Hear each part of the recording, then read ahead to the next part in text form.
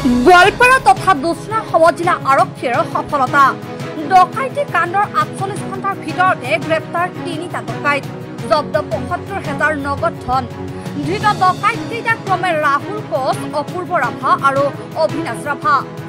দুধনৈ থানা এলেকাৰ ভিন্ন স্থানত অভিযান চলাই গ্ৰেপ্তাৰ কৰিবলৈ সক্ষম হয় ডকাইতকেইটাক। ধৃত ৩ ডকাইতৰ পৰা ডকাইতি কাণ্ডত ব্যৱহৃত এখন ৪-চকীয়া AA088549 নম্বৰৰ বাহনো জব্দ কৰে আৰক্ষীয়ে। উল্লেখ্য যে শনিবাৰৰ পুৱতি নিশা ধুবধাৰা আৰক্ষী থানাৰ এলেকাৰ টিপলাই বনগাঁও কলিতাপাৰাৰ সুশীল কলিতা আৰু তেওঁৰ পত্নী নমিতা কলিতাক প্ৰহাৰ কৰি আক্ৰমণ চলাই লুটিছিল ২০ লক্ষাধিক টকা মূল্যৰ সোণৰ অলংকাৰ আৰু নগদ ১.৫ লক্ষাধিক টকা।